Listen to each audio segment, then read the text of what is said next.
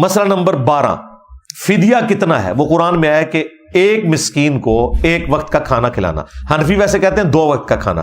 قرآن میں صرف آیا ہے کہ مسکین کو کھانا کھلانا ہے، وقت ذکر نہیں ہوا، تو اس میں امپلائڈ ہے کہ ایک وقت کا ہی کھانا ہے. اور اس مسکین کا خود روزہ دار ہونا کوئی ضروری نہیں ہے، نہ اس کا خود کوئی نمازی ہونا ضروری ہے. کسی بھی مسکین کو آپ کھانا کھلا دیں، آپ نے اللہ کے لیے کھلایا، وہ ہو جائے گا. اور یہ بھی آپ کر سکتے ہیں کہ ایک سے زیادہ روزے ہیں تو مختلف مساکین کو جمع کر کے کھانا کھلا دیں، یا روزانہ کے اعتبار سے. لیکن قرآن میں آیا کہ آپ نے وہ کھانا جو آپ خود اوسطاً استعمال کرتے ہیں نا، وہ والا کھانا آپ نے کھلانا ہے. وہ آپ کھانا بھی کھلا سکتے ہیں، ہنڈیا میں سے ایک بندے کا سالن شام کے وقت اور ساتھ 2 روٹیاں جو بھی مانگنے والا آئے اس کو دے دیا تو وہ ہو گیا، کسی غریب کے گھر بھجوا دیا، یا اس کے ایکویلنٹ آپ کوئی رقم بھی بھجوا سکتے ہیں. وہ آپ کو اللہ تعالیٰ نے اس حوالے سے آسانی دی ہوئی ہے.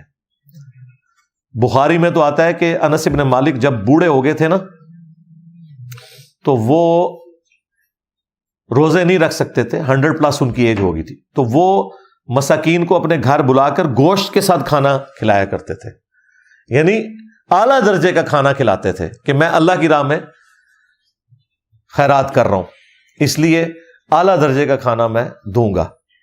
اور پھر وہ آیت پڑھتے تھے قرآن حکیم کی سورۃ البقرہ کی کہ وہ لوگ جو مشکل سے روزہ رکھنے کے اوپر قادر ہیں تو وہ فدیہ دے سکتے ہیں مساکین کو.